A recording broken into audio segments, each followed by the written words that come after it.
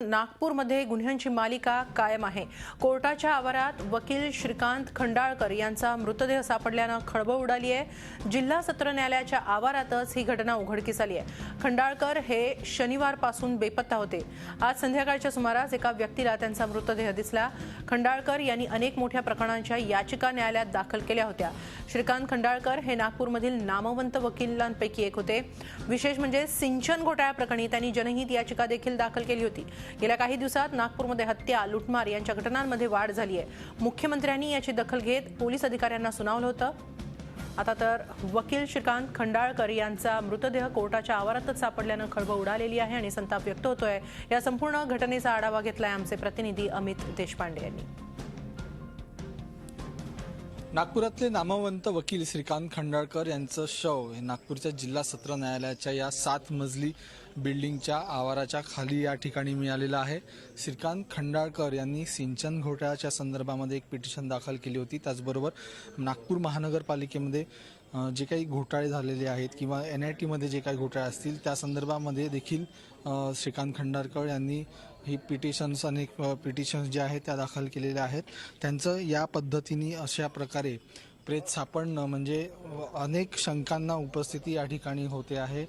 आज संध्याकाळच्या सुमारास एक व्यक्ती लघुशंकेला या ठिकाणी आली असता हे प्रेत त्या माणसाला अज्ञात व्यक्तीला दिसलं आणि ह्या घटनेचा उलगडा झालेला आहे।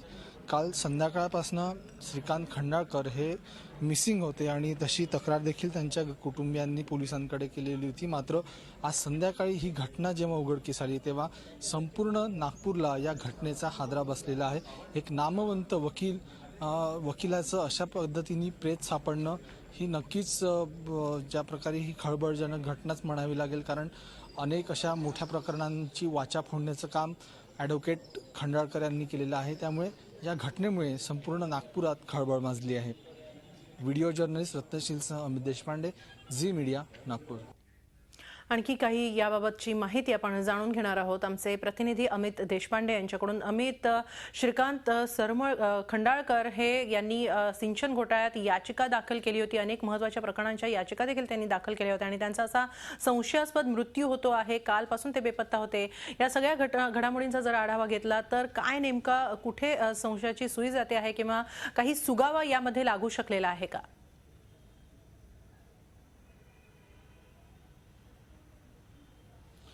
हेमाली, आता काही वेळापूर्वी मी श्रीकांत खंडाळकर यांचे जे निकटवर्तीय सहकारी असतील किंवा त्यांच्या जे निकटवर्तीय आहे त्यांच्याशी मी या संदर्भात थोडासा आढावा घेतला।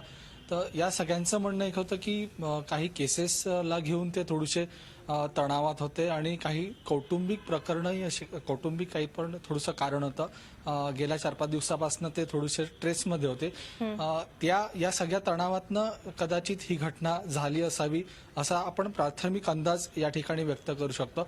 मात्र दुसरा भाग समजा आपण बघितला तर या ठिकाणी त्यांनी ज्या प्रकारे अनेक प्रकरणांमध्ये ज्या पिटिशन्स दाखल केलेल्या आहेत त्या पिटिशनचा पण त्यांना तणाव होता।